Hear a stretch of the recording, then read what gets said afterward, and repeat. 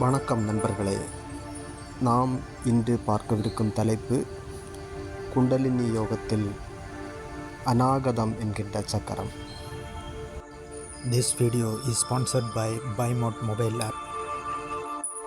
சமஸ்கிருதத்தில் இந்த அநாகதம் என்கின்ற வார்த்தைக்கு தட்டாமல் எழுப்புகிற ஓசை என பொருள்.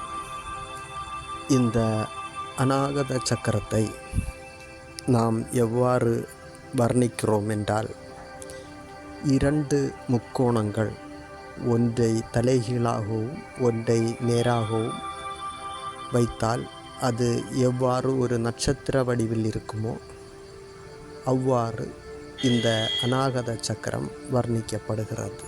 ஒவ்வொரு சக்கரத்துக்கும் அதற்கான நிறம், அதற்கான உணர்வு, அதற்கான தொழில், அதற்கான கடவுள் இவ்வாறு ஒவ்வொன்றாக அடங்கியிருக்கும். அவ்வகையில் இந்த அநாகத சக்கரத்திற்கான நிறமாக பச்சை நிறத்தை குறிப்பிடுகிறார்கள். இந்த அநாகத சக்கரத்தின் இருப்பிடமாக நமது நெஞ்சுக்கூட்டின் நடுப்பகுதியை குறிப்பிடுகிறார்கள். இதற்கான மந்திரமாக யம் என்கிற மந்திரத்தை உச்சரிக்கிறார்கள். இந்த சக்கரத்திற்கான உணர்வாக தொடுதல் என்கிற உணர்வை குறிப்பிடுகிறார்கள். மேலும் இந்த சக்கரத்திற்கான கடவுளாக மகாதேவரையும்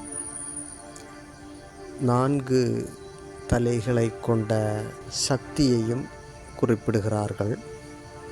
பஞ்சபூத தத்துவத்தில் இந்த அநாகத சக்கரத்திற்கு வாயு என்கிற பஞ்சபூதத்தை குறிப்பிடுகிறார்கள். இந்த அநாகதம் என்கிற சக்கரமானது விழிப்படைந்தவர்கள் எல்லையில்லா உற்சாகத்தில் ஆனந்தத்திலும் ஆழ்ந்திருப்பார்கள். பொதுவாக இந்த குண்டலினி என்கிற சக்தியானது மூலாதாரத்தில் எப்போதுமே நிலை பெற்றிருக்கும். அதை நாம் ஒவ்வொரு சக்கரமாக மேலெழுப்பும்போது திரும்ப திரும்ப அந்த சக்தியானது மூலாதாரத்தை சென்று வரும். ஆனால் நாம் இந்த குண்டலினி சக்தியை மூலாதாரத்தை விட்டு மேலெழுப்பி சுவாதிஷ்டானம், மணிப்பூரகம், அதை தாண்டி அநாகதம் என்கிற சக்கரத்தில் இந்த சக்தியானது வந்து சேரும்போது இந்த குண்டலினி சக்தி அங்கேயே தங்கிவிடும். பொதுவாக பஞ்சபூத தத்துவத்தில் நாம் பார்க்கும்போது மண் என்பது கீழ்நோக்கி இழுக்கும் சக்தியை கொண்டது. அதுபோலத்தான் நீரும். நெருப்பும் ஏறக்குறைய மேலேயும் கீழேயுமாகவே செல்லும். ஆனால் காற்று என்கிற தத்துவத்தில் வரும்போது எப்போதும் காற்று மேல் நோக்கியே செல்லும்.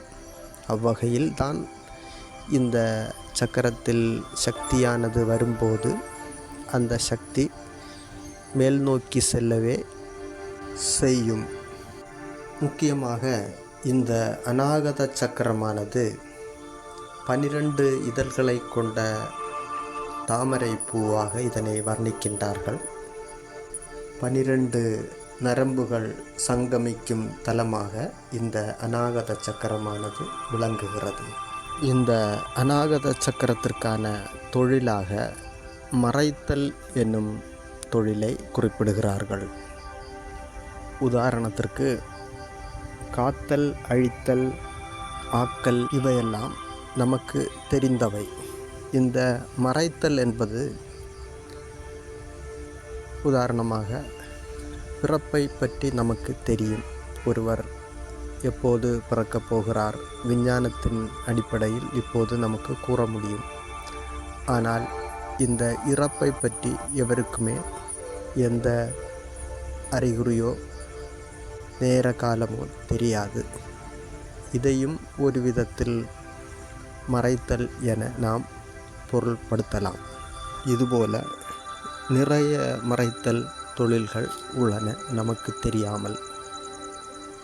இந்த அநாகத சக்கரமானது நமக்கு கீழேயுள்ள மூலாதாரம், சுவாதிஷ்டானம், மணிப்பூரகம் என்கிற 3 சக்கரங்களையும், விசுத்தி, ஆக்ஞா, சகசிராரம் என்கின்ற 3 சக்கரங்களையும் இணைக்கும் மைய சக்கரமாக இந்த அநாகத சக்கரம் விளங்குகிறது.